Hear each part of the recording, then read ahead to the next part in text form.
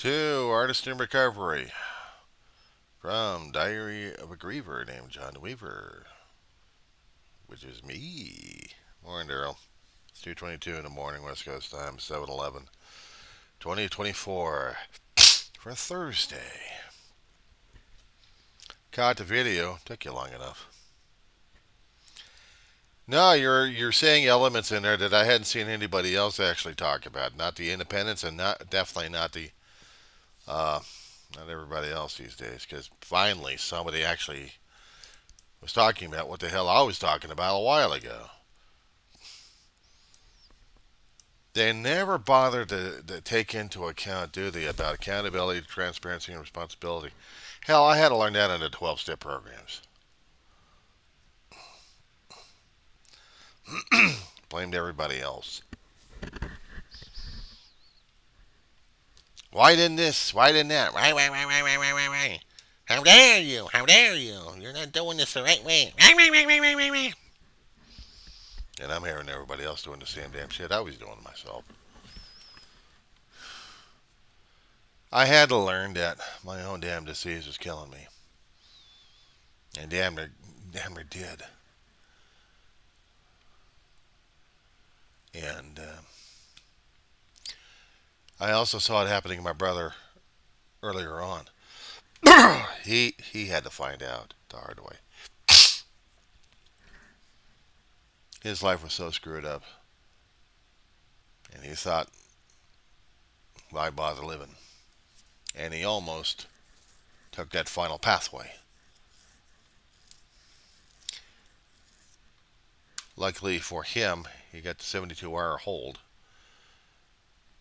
and a shrink asked him point blank questions on this one, which sent him back home packing, and began his long journey of 32 years clean and sober before he passed away. And I'm so grateful for it too.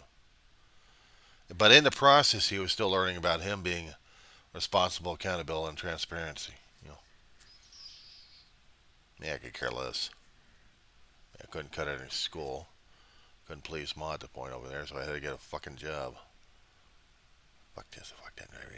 I know my language is salty as hell. Right now, it's been that kind of a morning already.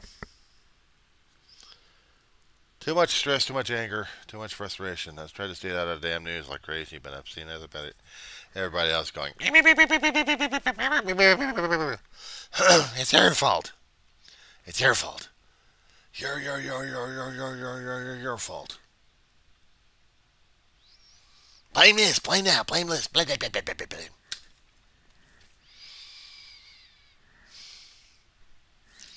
I couldn't deal with that. There's no way in hell I'd be able to deal with that crap.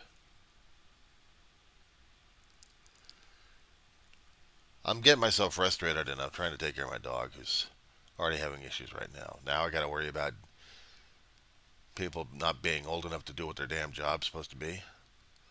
And everyone else think, no, you can't do that. This late in the election game, this time now you're going to be stressing about them? We already got past the damn primary, general's coming up, and now they want to switch? It's like if I had a chance. Oh, no. Because if I happen to do what I was thinking and get this point over here, there's no way in hell they would allow me on the Capitol steps. I gotta put that on record. Because I'd be shaming every one of those damn Democrats and then I'd go after the conservatives just for the fun of it. And I'll be doing the finger pointing at these assholes. Says, you know what? You know what your own major malfunction is at this point over here? You guys never accept responsibility, transparency, or accountability. You're blaming the other guy for it, but you don't even accept it yourselves. As far as I'm concerned, Congress needs to get replaced, every single fucking one of you. How about that one? But you know who I blame at that point? I blame us fucking voters because we were stupid enough to listen to your bullshit. And I said this before many times on my channel throughout the years concerning about this voting situation. I blame them because they're ignorant as hell. If they were trying to keep up with things, they're not keeping up with things. They're blaming everybody else. They want to take the power back. They want to have then they got to be responsible for the actions and consequences that they're also causing everywhere else around them. But they don't recognize that damn shit. They don't want to because I don't know what's going on with them. You're talking about blaming Pablo Escobar a long time ago for your damn drug addiction. But really, we already had our own damn issues going on in our own family. Hear that little whelp in the background? That's my mama going crazy again. She's been doing that all evening. She'll sleep a little bit, and then she'll wake up and start freaking out left and right, saying, "Johnny, where are you?"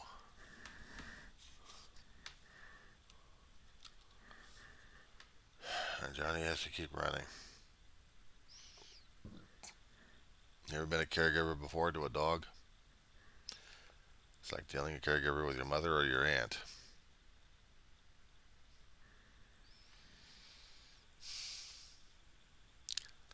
Never gets easier, but I'm not giving up on. It's like I've seen everybody else giving up on everybody else, including being an old fart. I'm still considered middle-aged young fart. Well, I'm pushing 60. Give about a year or two. I got the gray hairs. I got the gray hairs in the brow. I got gray hairs in the beard and the mustache. Haven't got them on the side hair. But I'm still an old fart. I shave it out from time to time just to see if I still got a face underneath this damn hair. And she's put you on pause.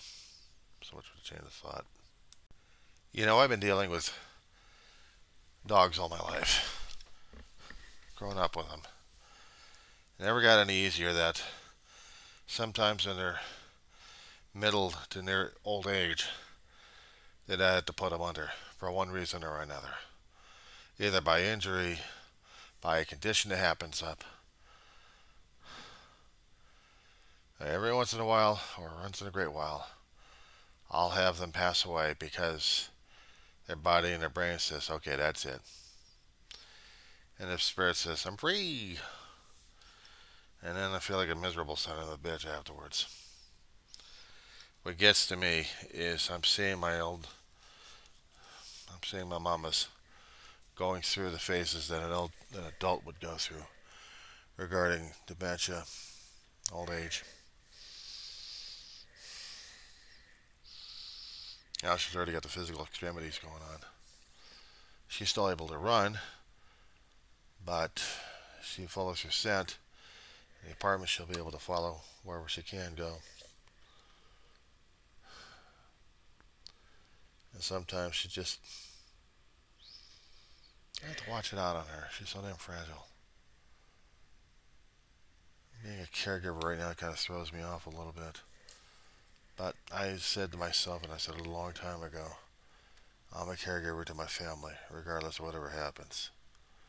Even at personal expenses and choices I make that I may get to my other goal. Long way around, but maybe not. But if I take care of the people I care about, it matters the most to me. But I take responsibility. I take accountability. I be responsible and transparent about shit. Let's talk about it. I put it out in the open. If people don't like it, I don't give a flying fuck. It's out there for the open. I'm being transparent to me. I'm being accountable to me and responsible for me. Because I'm responsible for those I care about. And I went a hard way a long time ago. My brother could have blamed Pablo Escobar. Could have blamed the Escobar family for his own damn shit. That was a stupid mistake he made while he was under.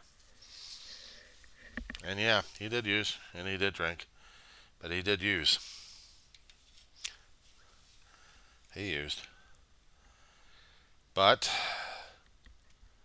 he also discovered that life wasn't for him either. You were doing the transportation. My brother was in security. And he wasn't afraid to use it either. Some things. Sometimes he scared the hell out of me, that's for damn sure.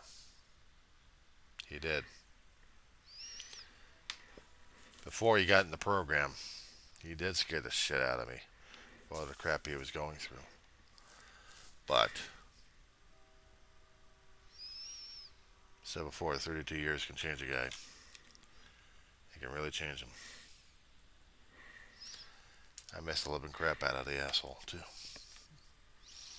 I mean, I can call him an asshole, because he was an asshole. He was a smart ass, but he was also an asshole. So, I don't hold that against him.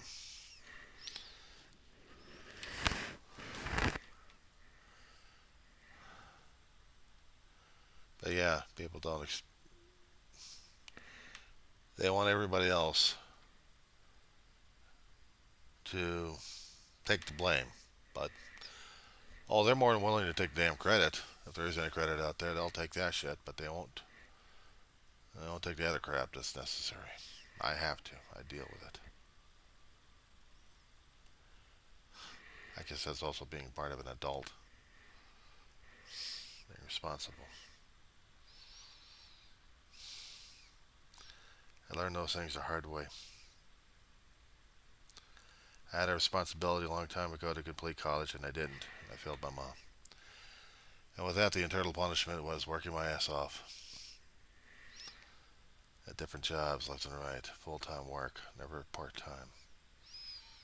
It would not be part-time. It would be temporary work, temporary full-time, which meant I get to work about 7.5, 8 hours a day, but sometimes 2 or 3 days a week.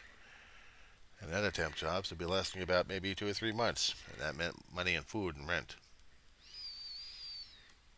If I couldn't find a permanent job, I'd go through the agencies left and right for work. I really wasn't the greatest. I was just out there for the survival.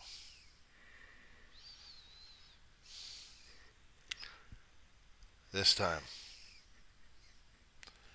this semester, I'm hoping to get back in. At least get one class going. If I can get 2 classes, it'll be a bloody miracle. No, screw the bloody. It'll be a heavenly miracle, if we're going to say it that way. Because I want to make sure my mama's going to be alright, but if she's not going to be alright, and I have to play it by ear day by day on this one. I'm dreading the day, Daryl, that I lose her. If you've ever been a pet owner, maybe you'd understand. I've been a pet owner, but they've been more like family members. Every time you keep losing one, it's still a piece of your heart still torn out. I've lost too many. And still, it's like a son of a bitch. If or when Mama goes, am I going to be able to do the work or not? I can do online classes if I have to. And I got to check up on that one today. A little later. See if there's any more online classes I can sign up for. If I can, fine. I can do them, and then we'll see what happens. You would have to take one class online. I'll have to do it. Why? Because I'm caring for my dog.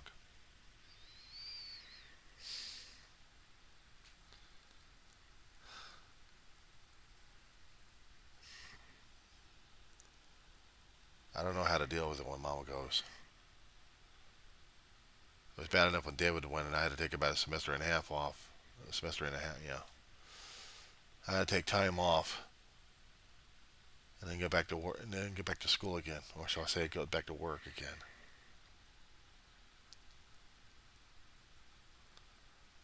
But the thing is, I don't blame anybody for it. I don't blame. I know the choices. I know my job. I didn't know it a long time ago, Daryl. I didn't. If I had, things would have been a hell of a lot different.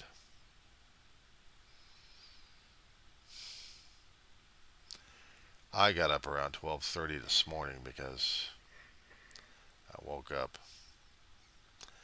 hour and a half, almost 2 hours of sleep, if I'm lucky, during the nighttime. Then I'd hear muster, and then she starts whining, complaining.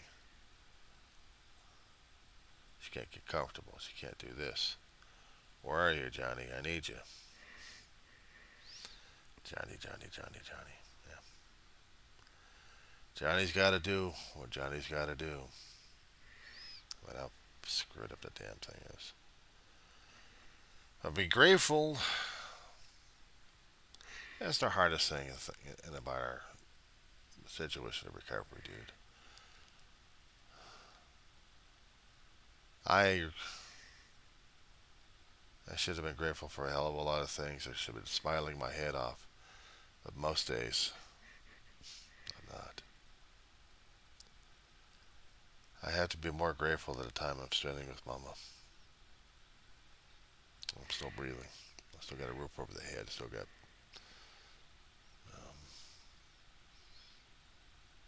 money coming in every month to pay off the bills and get food in the house. So I can keep taking care of her and myself. I'm still somewhat mobile, so ambulatory they call it. All right, so I'm okay on that one. I got bugs all over the place to drive me crazy. Am I grateful for that? No, but I got them anyway. I got air conditioning still works, and I'm not complaining about it either. I have to look at the things I have to be grateful for. Sometimes I keep wondering why God kept me alive all this damn time. Is He done with me? Is there still more work for me to do? We worry about the things we deal with in our recovery. We talk about our past in order to help share the message to the newcomer, to the ones who are still suffering. That recovery is possible. We quote the big book whenever we can. The steps, the traditions, vision for you.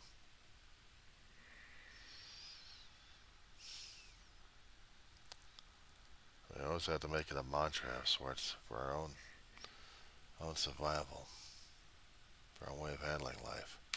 And sometimes I'm wondering how life is trying to handle us. But we're here. We're here. I don't blame Pablo Escobar. I mean, I could. Blame everybody else in Colombia trying to screw up everybody else out here. Supply and demand, and we got all the demand going on for the supply. And we know also how the damn thing works. Something happens in our past, puts us into the situation we're in right now. But the problem is people keep blaming everybody else, but they just don't take responsibility. I had to take responsibility for my actions. I had to be held accountable. I had to make sure things were working okay, and sometimes they don't. But you just deal with it and move on. If you have to make amends, you make amends. But if I kept blaming everybody else for the damn shit, couldn't even see the damn problem I was causing in the first place. And every time I keep seeing this thing screw up left and right, then I'm wondering, what did I do wrong this time? But if I didn't do anything wrong, okay, cool, fine. But if I did, I still have to accept responsibility. Why? Because I am. If I'm there and I'm participating one way or another, I have to acknowledge that shit. See what the hell I screwed up on and see if I can make amends. And if I can't, then I can't. But people just don't get the message. They don't want to. They want to blame the other person. Everybody blame the other person. Look at you, Daryl. We'll blame you for everything. Why? Because we don't want to take responsibility or accountability or transparency. How dare you? You're trying to force that accountability down our throats? How dare you? You can't do this shit to us because we are the elite. We are the snobs. We are brain dead in our heads. So look at you, snare and say it's all your fault.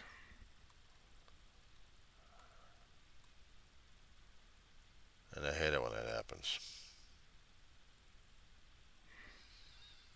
You want to blame somebody else for the damn problems happening? Go ahead. But it ain't gonna solve any shit, and you know it, and so do I. We're either part of the solution or we're part of the problem. We blame the other person about the problem, but then we're no longer part of the solution. We're continuing the damn problem.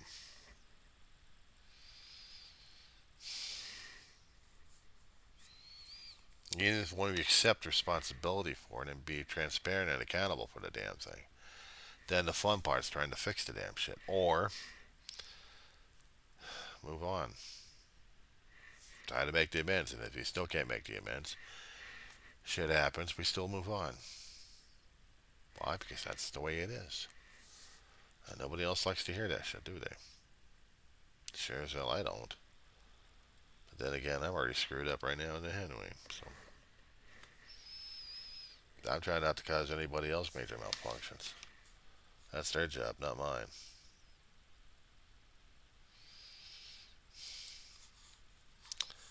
So,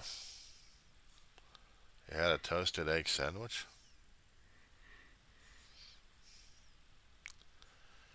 Give me 30 minutes, I can get myself a couple of hash browns fixed up, spam or mini sausages at this time, and then I had the eggs mixed in with the mixture afterwards, and it's wolf time.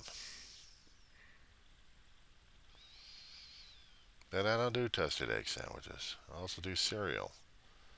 I've gotten a couple of boxes already, and I'm starting to go through it right now. Gets so damn hot sometimes that I need something cold to eat, and there goes the milk supply. You talk about being accountable, transparent, and responsible. I have to hold off on the money that I got to spend for things and then subtract that from the food I've got. I mean, it's a constant mathematical crap I'm going through my head on this one. But for me, I'm just struggling for survival. I do the delivery service all the time because it's a major inconvenience for me to schedule something for a grocery run to go to the store every month. So I'm constantly doing the little shit all the time. Every 3 or 4 days, sometimes five, another run. If I add it up, it still takes a hell of a lot of chump change. About that much out of my damn money. So for me, as a single guy, I have to figure out what I got. I have to figure out for the next 5 days what my meals are going to be like. If I get a bulk package coming from Amazon, then I got stuff that I can actually fix food with it. And then I have to figure out what I'm going to be using for it, such as I still got meatballs left, frozen meatballs. I discovered that I can actually make Salisbury steak out of those meatballs by watching some of the YouTubes. Getting some gravy going on, some sauteed onions, which I got still. So I can fix food on that one. It's the mashed potatoes I got. I got some potatoes, but usually use them for frying. I've got hamburger patties. I got hamburger patties, frozen hamburger patties. If I happen to thaw a few of them, then I can actually use them. If I actually start cooking them and then saving them for the Salisbury steak situation, that means getting a skillet ready for that stuff, sauteing the stuff I need, get a gravy base in the thing, put the food into it, maybe cook it on the stove for a while, just to make sure that the hamburger is going to get cooked for about an hour or two without having anything burning or something like that. But also having a crock pot, and I got a crock pot until I had the bug invasion of the damn cockroaches over here. I was actually able to use the damn thing. Now I can't use it. It's not that it's going to be used. It's basically that I've got the bugs going all through the damn electrical systems. Pisses me off. Most of the kitchen is not workable except for the stove and the refrigerator. So I have to make do with what I've got. I think I still got one plug that's still working and an area to put the crock pot on. So I'll try to fix some Salisbury steak out of that one if I can. So I'll be looking forward to doing that one. Hell, I got the gravy for it. I got the beef broth. I don't have the garlic. I don't have the onions. So I like regular onions, so I can make my own damn stuff out of it. I can season it up. I still got garlic salt somewhere around here. So I'm not worried about that stuff. I'm not. If I can fix it, I'll fix it. If not, well, oh well. Worst comes to worst for food, peanut butter and jelly. Bluff bread, peanut butter and jelly, is strawberry or grape jelly, and it still works. Keeps one fed. Sometimes I'll have cream of wheat. Have a banana in there. You got yourself a food. You got yourself a breakfast there for a while. Grits. Try that one. Oh, I could use it like buttered grits or salt and pepper grits on a damn thing. There was one recipe I remember from one of those surplus packages given out at food giveaways. Big, huge, honking bag of gel grits. And once you had that stuff fixed and you shoved it into a mold and put it in the refrigerator, you let it chill out for 3 or 4 hours or longer than that. Maybe overnight works better. Then you got a loaf of this stuff. You take the loaf out, cut it up in slices, fry it up like like pancakes. Pour some butter and syrup on it. That eats. There was a recipe on one of those bags regarding this thing. I hardly ever see it on the commercial shit. I'd like to give me one of those big bags of grits again. I can also throw eggs in spam or sausage in the thing. Still making me a lot of it. Throw some cheese in it, throw some onions. I can do that. I can do that. Ramen noodles. Flavors they got out there in the big packages is beef and chicken. I could just use one of the packages. Actually, I use both packages of ramen, but just use one flavor package on some occasions. And throw some onions, throw some chicken. Actually, I fixed me some food in that one. You ever had Yoshinoya? Don't think I've ever heard of it. Oh, it's beef bowl. You have your flavored meats, and with the rice and the vegetables.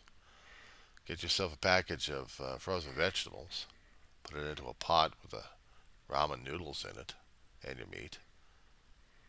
Boil and simmer that up until you got some kind of soup thing going on. Strain the stuff. I got a portable strainer for that one. Just dish it out, put it into a dish. Put some soy sauce on it, and you got yourself food. Or just put some cheese and get some food on it.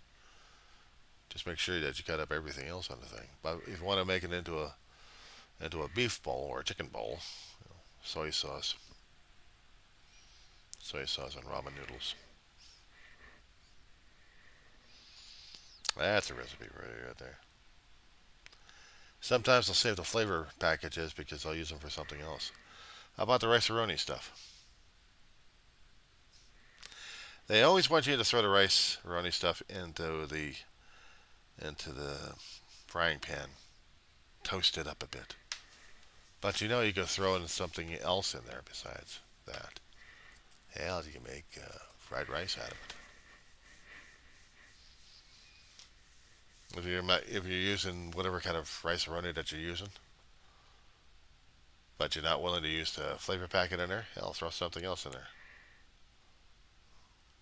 Throw beef flavoring. Throw a chicken flavoring thing in there. Hell, use the stuff you get out of ramen noodles. Try that one. That'll work. And then experiment.